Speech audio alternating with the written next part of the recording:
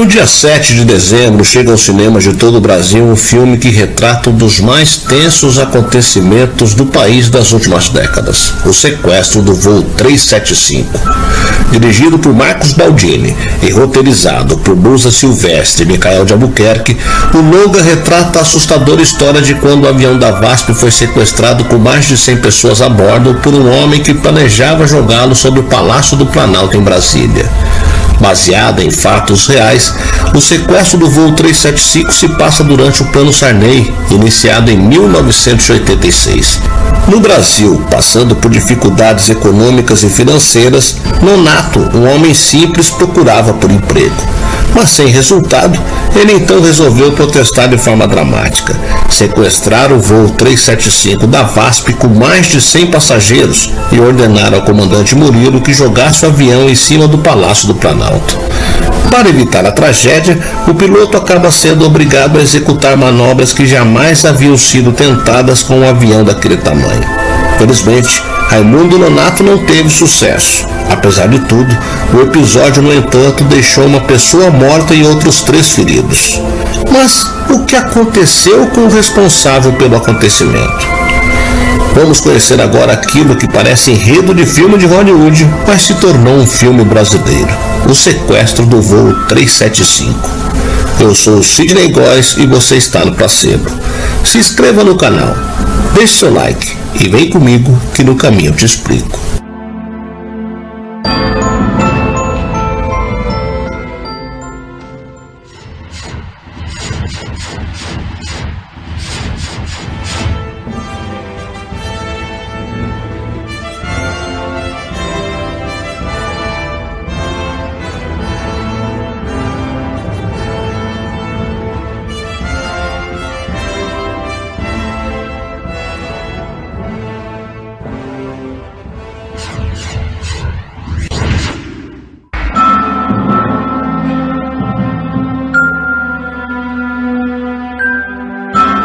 Parece enredo de filme americano.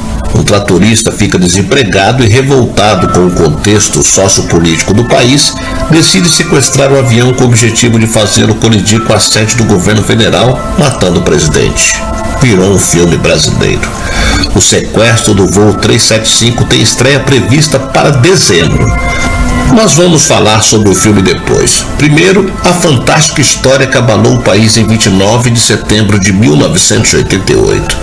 Foi no voo VASP 375 que fazia a rota Porto Velho a Rio de Janeiro com 4 escalas: Cuiabá, Brasília, Goiânia e Belo Horizonte, com um avião Boeing 737-317.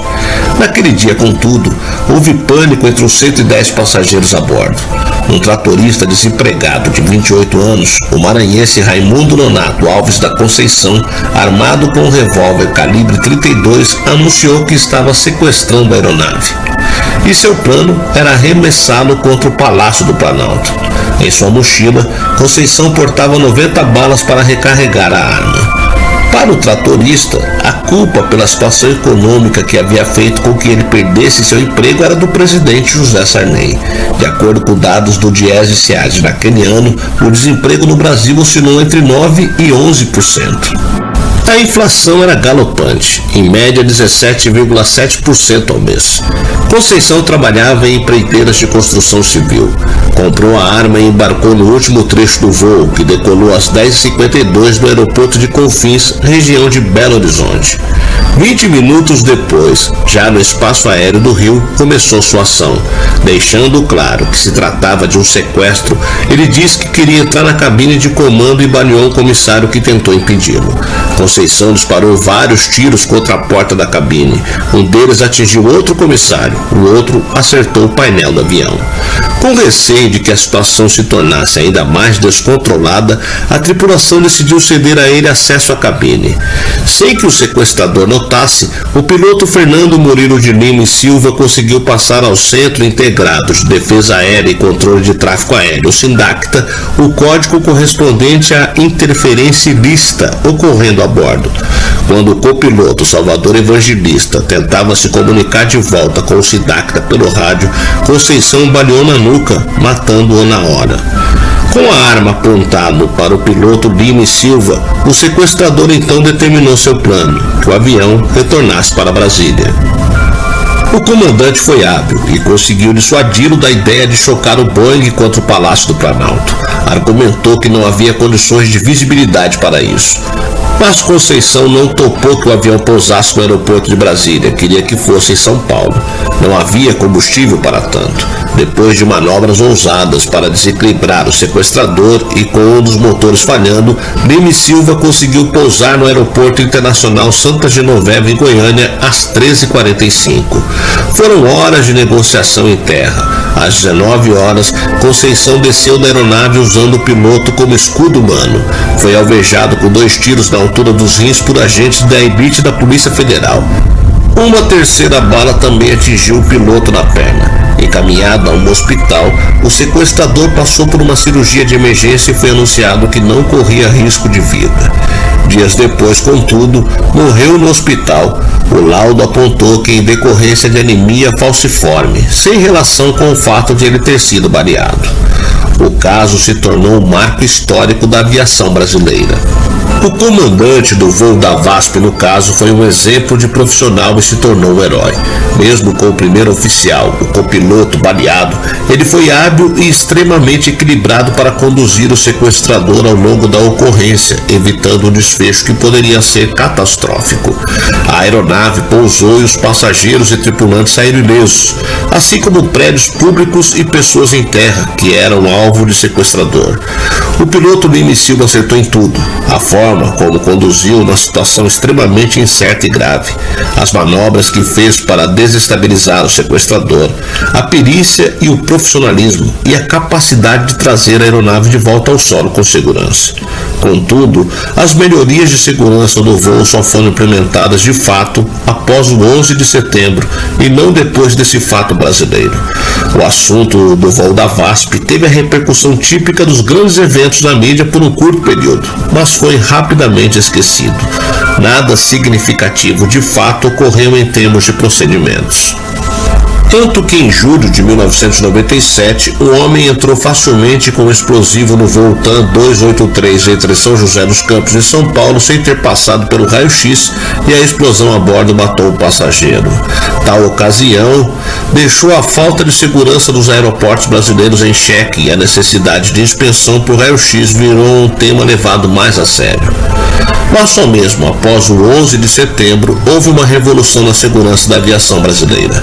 A história do sequestro, que guardada as proporções é lembrado como 11 de setembro brasileiro, ganhou dramatização para o cinema em longa-metragem assinado pelo diretor Marcos Baldini. Trailer de ação e suspense. O sequestro do voo 375 chega às salas de exibição no dia 7 de dezembro. O filme será exibido na sessão de gala de encerramento do Festival do Rio, no Cine Odeon, no centro.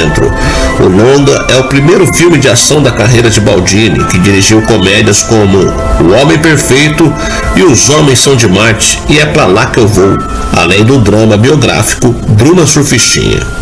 O cineasta entrou no projeto quando os produtores decidiram fazer uma obra dramática, não um documentário. É um filme de ação sobre um evento que as pessoas não conhecem muito bem. A ideia de fazer filmes que geram entretenimento e reflexão me agrada. É emocionante, fala da conjuntura do Brasil na época, do momento de redemocratização, mas observando a história em si, você vê que a realidade supera a ficção. É tudo muito espetacular e surpreendente, desde as manobras do piloto, à forma como o avião foi sequestrado, diz Baldini. As manobras citadas pelo diretor foram de responsabilidade do comandante Fernando Murilo, vivido por Danilo Grangeia, que pilotava o voo 375 naquele dia. Diante do desfecho, Murilo foi considerado um herói, ainda que à época não tenha recebido da presidência um agradecimento formal. Depois de anunciar o sequestro, Nonato, interpretado por Jorge Paz, invadiu a cabine e matou o copiloto Salvador Evangelista, interpretado por César Melo, obrigando o comandante a mudar sua rota para Brasília. Após momentos de tensão que incluíram negociações do sequestrador com as autoridades e até mesmo uma perseguição empreendida por um caça da Força Aérea Brasileira, Murilo realizou o Tornado, manobra que pôs a aeronave de ponta cabeça em feito inédito no Boeing 737. Em seguida, executou uma queda em parafuso de 9.000 metros que desestabilizou o sequestrador, possibilitando um pouso em segurança no aeroporto de Goiânia. A produtora do filme, Joana Hennig, conta que um autêntico avião da VASP, cujo último voo foi em 2005, foi usado na filmagem que durou 8 semanas nos estúdios da Vera Cruz em São Bernardo do Campo, em São Paulo. Temos muitos colecionadores da VASP. Como a empresa faliu, vários aviões foram leiloados. Muita gente comprou, revitalizou, colocou em fazendas. Adquirimos um em Planaltina, em Goiás.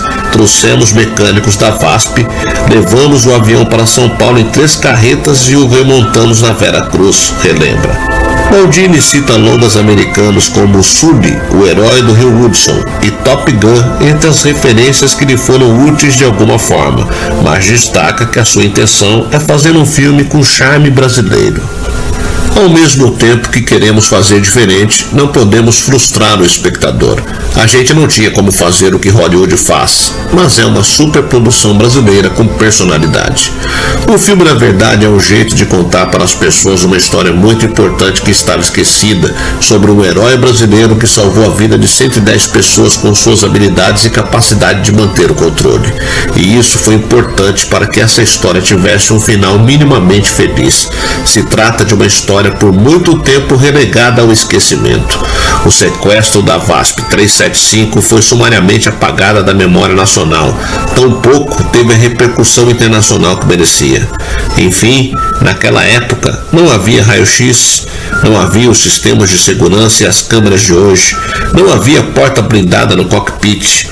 Uma curiosidade interessante é que o espaço aéreo brasileiro é considerado um dos mais seguros do mundo.